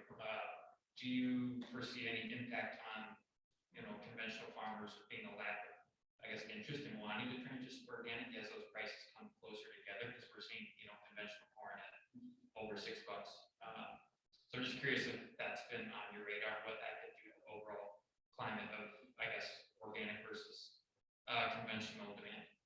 Yeah. Really lean into the mic, right? I gotta get better at this. Yeah. But no, I mean, that's a really important question. People keep asking me that. And they often ask it from the perspective of lower organic corn prices, or lower organic soy. Then you go back to 2020, and when we were looking at, I mean, before all the actually, this was, I can't keep track of the calendar anymore. I guess that was 2020, right after the harvest. There was a big concern that we were going to lose soybean acres, and lose motivation in the organic sector. Soybean prices look like they're going to be before it fell apart. You know, that's a big part of it. And to your point, I absolutely agree. I think the biggest motivating factor for someone who's not currently in the organic, because when you think about transitioning, they exist in a lot of different buckets. There's not a uniform profile that fits someone transitioning. You've got, you know, someone who's a mixed operation, right? And they may transition as a long-term strategy, and they may not see near-term prices as a catalyst for that. You've got people who holistically believe in it, they're going to go into it regardless of prices, because that's a strategy we want to pursue for farming. And then you've got the third bucket, someone who's conventional, who's thinking about going into organic. And they're the ones that are most swayed by that price paradigm.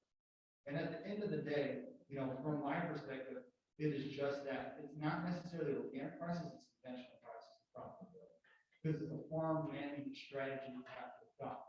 If your current farm management strategy is paying the bills and leaving you some cash left over, there's not a lot of motivation to take the risk of change. It's that conventional risk. Will lower, potentially lower organic corn prices impacting? Yeah. You know, and if you think about it, the way that a lot of rotations are strategized now, it's corn that first year transition. If corn is stuck around $6, $7 bushel, and soybeans are 28 to 30, you're going to change that whole rotational strategy for coming through transition. That's going to change that. So it'll change a lot of things. You know, if you think about the profitability stuff in the past, soybeans have been kind of a laggard, corn has led it. That's led to people pursuing that type of rotation, and that strategy for transition. So long as you have some aspect in there that really carries the weight and brings that, because it's not just the rotation, the profitability of that rotation. That'll remain a motivating factor.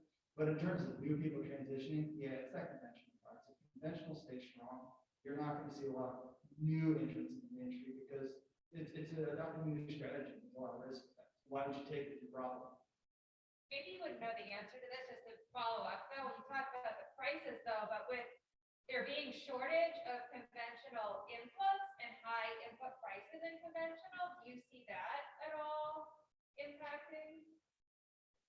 Maybe that's just a short-term market dynamic that would. Yeah, I mean, if you look at conventional prices, and you'll have to forgive me, I don't watch conventional markets very closely anymore. But the big thing going on there is the soybean market is the big driver right there. Competition for grain acres. And then there's some stuff going on with grains too. The big thing in soybeans right now being oil. The oil market is taking off. It's funny because the amount of interest I've had in organic soybean oil over the past 6 months, nobody gave a crap about organic soybean oil a year and a half ago. Most of it got done from the conventional markets, but there's been a pull up from conventional that's leading into organic, like organic soybean oil markets on fire, and people are interested. But they are connected. But yeah, and I don't know if I'm actually answering your question right now, but there's a lot of factors in the conventional sector right now that are leading to price pressure and that are supporting prices, but it's just like biofuels were from 2017 to 2014. Right? There was a policy change that, and you got to be the big policy change led to a huge increase in demand for corn. We were blowing and going on corn in the U.S. Conventional corn was not going to make $8 a bushel, and then all of a sudden we tapped out the demand from that policy and prices collapsed. And same thing will happen again because a lot of the demand over the past 20 years is policy led, and it's been some has been economic change with China, but I don't really know conventional's future that well, but it seems to me that there's probably a lot of cards right now to keep conventional support over the next few years. Just had a question for Brian. Calculation of corn and corn production in relationship to soybean. I mean, one thing I've seen in my regional area in the last 5 years, beans went to 16, 17 bucks. You look at the profitability, guys shift away from soybeans completely. This corn, another crop, corn and rotation. Back into the $20s, $30 beans. Talking with producers I work with, and just in my immediate area, my neighbors, we're all looking at soybeans and a lot more acres of soybeans. So that factor, I think prices attract. Farmers respond to markets. We're going to fight profitability. So I think you're going to see some shift over to soybeans in that respect. Price, and the other aspect is conventional prices, inputs increasing has affected organic prices, inputs increasing, particularly manure. In my immediate area, I would say manure prices have over doubled, even tripled in some cases. That's when I think as well drives acres over to organic soybeans. So I don't know if you take that into consideration, but I think there will be some balancing here going into next year with some of those factors. Yeah, and like I said, my slides kind of date themselves. I really put this together back in October before things had totally fallen apart. And really, I'm focusing on the 5-year trend, not necessarily the current market. And maybe Lynn can speak to more of what's going on right now with the current stuff. And I guess there's a question back to you guys. This is a big question that I have. Who's taking corn out of the rotation this year and putting in beans? Anybody thinking of trimming their corn acres this year? Show of hands. So not a lot. That's what I expected, because you still have $10, $11 corn. It's pretty darn profitable. And even if you have to cut your application rates and get a bit of a yield rate, a lot of folks I don't think are going to pull corn out of these prices. I think if you also put soybeans in, it's going to come out of a fallow or come out of some kind of small grain, something that generally produces a little less revenue. And from a crop rotation management perspective, if you did soybeans last year, what's your strategy for doing soybeans this year? That bean on bean is, you can do it. I've talked to guys who do it. It seems to me dangerous. You might be able to pull it off for 2 years. Can you do it 3 years in a row? I don't think there's as much room to pull corn out as you would think based on prices, because you'd be beholden to an organic rotation. And corn is still very profitable, even if you do cut application rates in manure. And you're right. I've had a lot of conversations saying the exact same thing, that manure is very good this year because all the conventional guys are buying and nitrogen. But we went and we did a few conversations. People who sell organic seeds, and they're absolutely, they're talking 20 to 30, 40% more seed sales this year on the soybean side. Well, it's kind of like it does on any other field. Not really seeing a drop off on corn seeds. So, Do you have any? I just want to make sure that. We're seeing farmers reorganize their rotation and doing heavy runs doing that. Some of them are considering tearing up wheat and planting. It doesn't have to be playable. Tearing up wheat and going to soybeans. And in part of the world that I'm most familiar with, soybeans are offering a significant income appreciation overcall. Must get serious attention. So many organic farmers are rearranging to follow along. Megan, can you comment on moisture and insurance? As far as, well, improving the yield? So let's say you harvest corn at 19% moisture, bring it in and weigh it. And then on the other hand, yeah, how's that adjusted for your proven yield? And then as far as paying insurance, if it dries down to 12%. Yeah, so all crop insurance numbers are based on dry bushels, so everything needs to be dried down. There's a crop insurance chart that shows, you know, where your moisture is, what factors to use in order to dry it down. So everything is based on dry bushels. Does that kind of answer your question? 15%, right? Yep. And if it's lower, you don't raise it. Correct. Yep, it is all based on what, yeah, if the moisture is higher than where its standard is, so 13%, 15%, depending on the crop, you have to dry it to shrink it down to what dry is. But if it is, you know, 8% moisture beans, you don't add on bushels to adjust it up to 13. This question is for all three of you. We've seen in the overall economy a rapid rise in inflation, and now we're starting to see some other things happen. As you're looking at your projections or looking at this next year, what are one or two things that you see as being important to hone in on? To be aware that we're going to just see a rise of inflation affecting X, Y, or Z within either markets or insurance.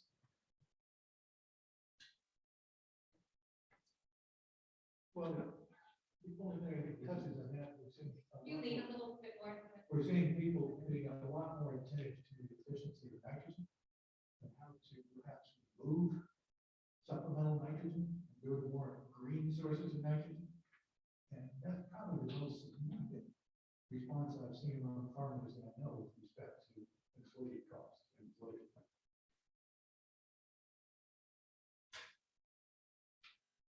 Yeah, you know, over the next year, the inflation situation, I don't know that that's going to be that big a factor as the availability. The inflation in a lot of respects for agriculture right now is around availability, which is sources. And so it's making strategic decisions around what you're able to get a hold of as an input farm. But, you know, the bigger concern for me, if I think about inflation, and this feeds back into my general concern in terms of demand growth and organics in general, you know, inflation decreases incomes, and consumers' willingness to pay premiums for organics is heavily linked to income. The last time we had bearish organic prices was following the recession in 2008. Over 2009, conventional organic prices almost fell down to conventional because we had a substantial loss in income. If we do get rapid inflation, and every bit, I don't want to say it, but we repeat the early 80s, and we wind up in a situation where we do have to start aggressively raising interest rates, so that's a mechanism to combat it, which is a very real possibility. What impact does that do to your balance sheets as a farmer? What impact does that do to consumers' incomes and their ability to buy stuff? And what does that do to that overall demand growth? And help support that gap between how much we're producing versus how much we're consuming on organic grains, and how does that gap change? That's my biggest concern. It's not necessarily this year, but maybe 3 or 4 years down the road. 100% agree with Ryan. I think we're going to see a lot of supply and demand issues. I see a lot of farmers talking about changing something in the operation because of that, but very little time is actually changing. Farmers are creatures of habit. They just like to do what they know, which is perfectly fine. So I think it's more talk than actually playing out.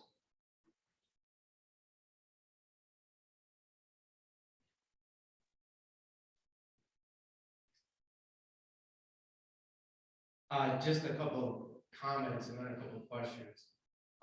As you mentioned, you know, we're certainly happy to sell more seed and pay our growers more and kind of ride this boom. I'm a little concerned about the bust that might potentially be coming. You say that prices may stay stable for the next 3 years. My heart goes out to those Indian farmers with the 5 acres.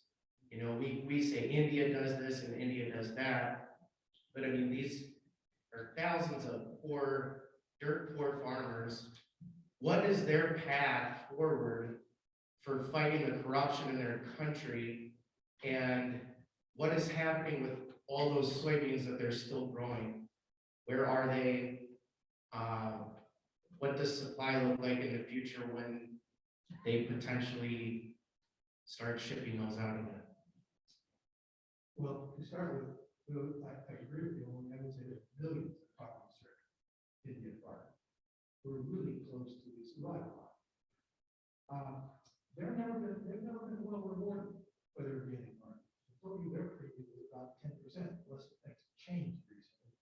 The people buying over there have been offered a small token beyond commodity for doing something else. They haven't really gotten payoff. Their beans could be used at home to produce vegetable oil. Now you've got that sort of meal problem. You got Indian meal crushers, like, what the hell do we do with all this soybean? And if the government could go along with it and support it in a dumping fashion, we're going to run into trouble in all sorts of other countries in the world. So I really don't know how to solve their problem. They've got a major corruption in the system. They've got over half the country is still making its living from agriculture. And the government seems to be stumbling in coming up with policies to support it. And so to some extent, I look at the organic system as a welfare system for some poverty-stricken elements of the world society. But basically, I want it to be organic if I'm buying it organic. It just hasn't. We have time for one more.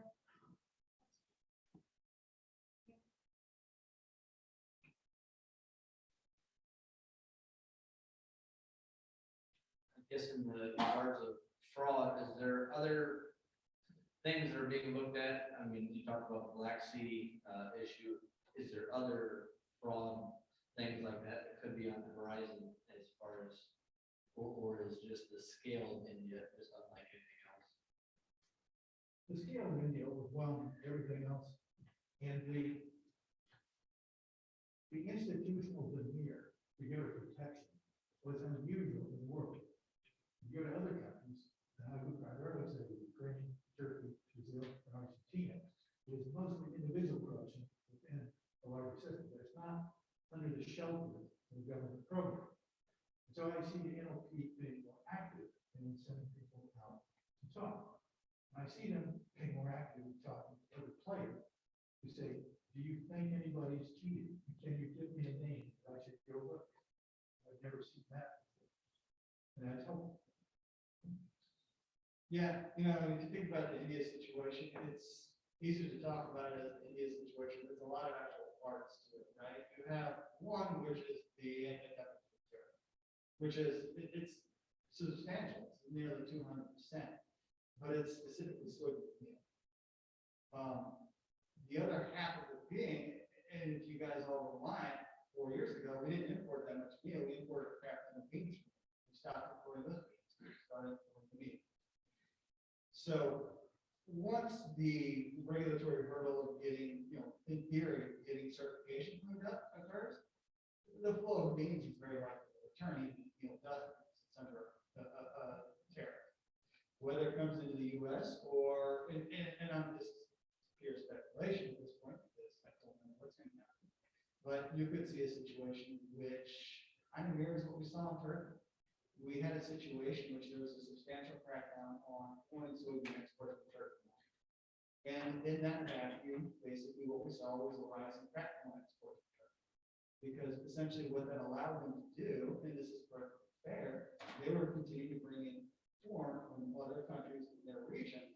Once you mill it into crack corn in Turkey, now it's organic crack corn in Turkey. It doesn't matter where the corn is. It could have come from Belarus, it could have come from Russia, it could have come from Ukraine. It's now organic crack corn from Turkey.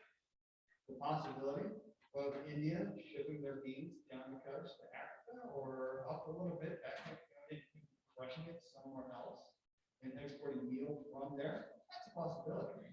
The thing that I think is going to be interesting to see is if the industry restructures itself the same way that it did before, or if you'll just wind up with a general, more diversified global footprint for organics.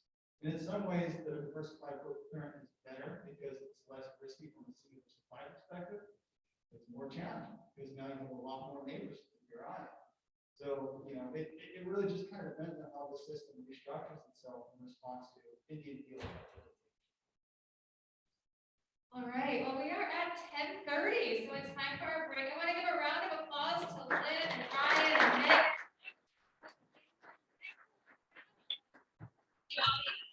So we've got a 15-minute break. Get up, stretch your legs, talk, and we'll reconvene back in here at 10:45 for our keynote with Rick Clark.